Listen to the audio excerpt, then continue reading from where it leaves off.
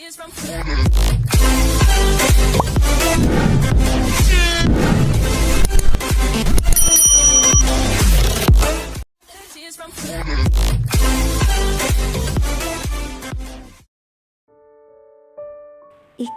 batin. Bahahaha. Dimas tergelak tawa sangat kencang, bahkan mengundang perhatian beberapa orang pelanggan kafe karena gelak tawanya dan membuat wajah Nada memerah. His, kamu nih kalau nggak mau nolongin aku, nggak usah ketawa sampai kayak gitu juga kali. Nada cemberut dan sudah berdiri untuk meninggalkan meja Dimas. Easy girl, jangan marah dulu dong. Aku nggak tahan aja mendengar pernyataan kamu tadi. Tapi aku bakal lakuin permintaan kamu buat nelpon Radit. Aku akan bilang sama dia, kamu nanyain kesehatan Radit. Jawab Dimas yang sudah mengeluarkan handphonenya. Jangan bilang aku yang khawatirin kesehatan dia dong. Kamu bilang aja kamu yang khawatir sama kesehatan dia. Gitu aja. Protes Nada yang kemudian kembali duduk.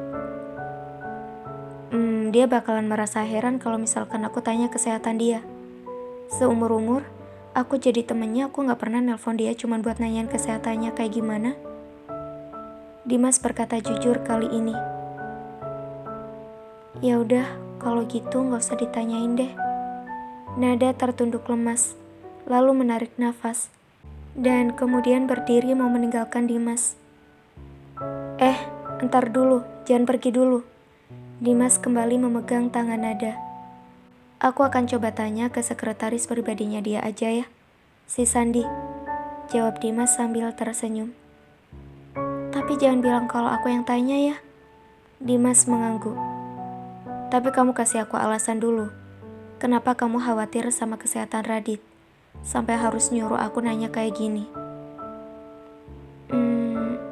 Itu...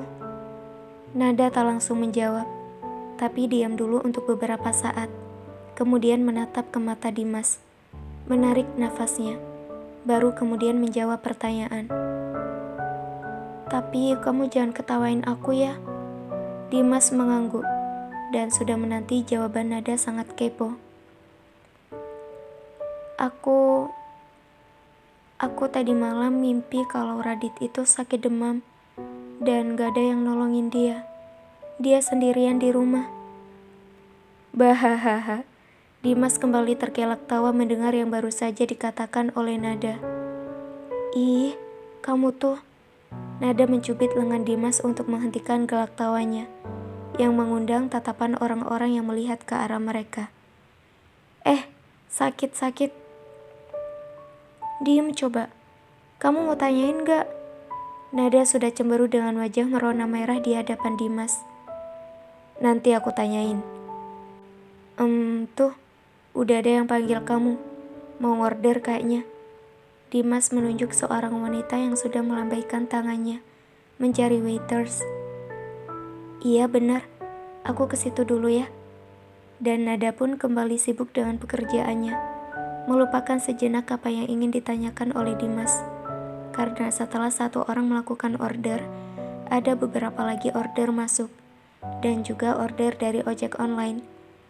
Nada yang sangat sibuk teralihkan dari pertanyaannya tadi kepada Dimas, namun tidak untuk Dimas.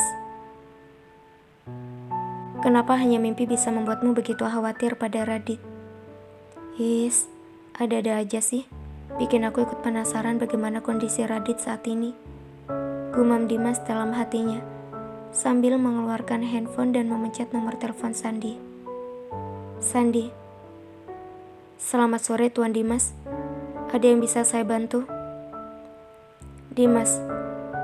Jangan bilang-bilang Radit kalau aku telepon kamu ya. Gimana kondisi Radit saat ini? Sandi. Maksudnya Tuan? Dimas. Aku sedikit khawatir karena kemarin dia minum banyak kan. Apa dia sehat-sehat aja? Sandi. Tuan Radit sedang demam sekarang. Mungkin benar apa yang Anda katakan Tuan. Kemarin Tuan Radit terlalu banyak minum setelah sekian lama berhenti minum, sehingga kondisi tubuhnya drop. Dan saat ini dia sedang demam. Dimas, bagaimana kondisinya sekarang? Sandi, sedang bed rest di rumah Tuan. Saya juga diinstruksikan untuk menginap di rumah Tuan Radit oleh beliau. Dimas, itu nenek sihir di rumahnya emang kemana? Sandi, Nyonya Viola sudah pergi ke Thailand sejak pagi tadi. Dimas, jadi kamu udah ngurus dia di rumahnya kan? Terus kondisinya udah gak apa-apa kan?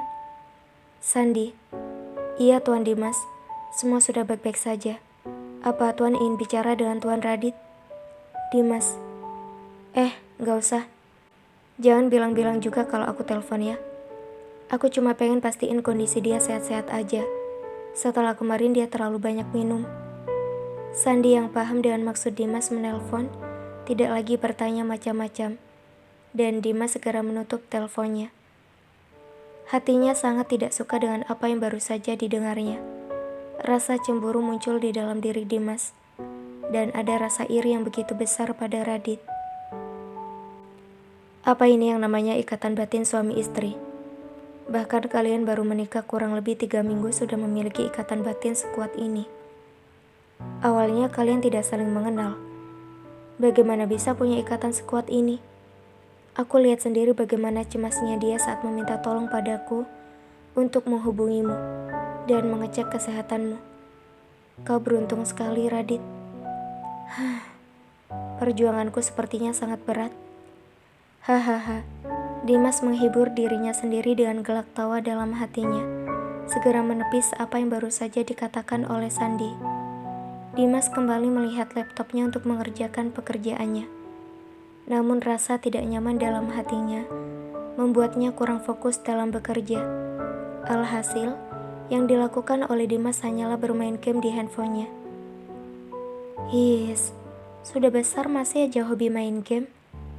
Celetuk nada sambil duduk di kursi kosong di meja Dimas. Daripada stres gak ada kerjaan, ya enggak? Dimas kemudian menaruh handphonenya setelah Nada datang duduk di sebelahnya. Seperti kemarin, saat restoran sudah mau tutup dan order sudah sedikit, Nada memilih untuk duduk di samping Dimas untuk sekedar menyapa.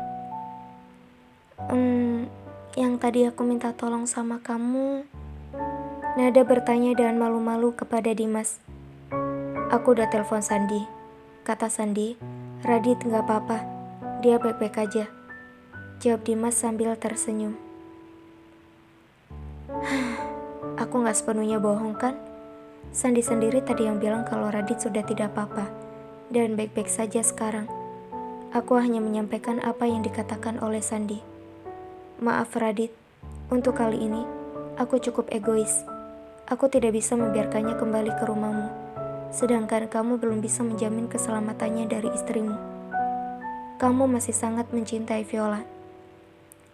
Lebih baik seperti ini dulu untuk sekarang. Kalaupun nanti kalian berjodoh, biarkan dia kembali padamu saat kau tidak lagi menyakiti hatinya. Tapi kalau kau tidak berhenti menyakiti hatinya, biarkan aku yang menggantikan posisimu. Gumam dalam hati Dimas yang disembunyikannya rapat-rapat dari Nada. Baguslah kalau begitu. Terima kasih ya kamu sudah menanyakan ke Sandi.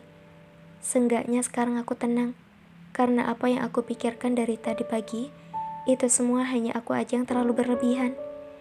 Hihihi. Nada tertawa kecil dan tersenyum kepada Dimas. Nada, kamu sudah selesai kan? Ayo kita pulang.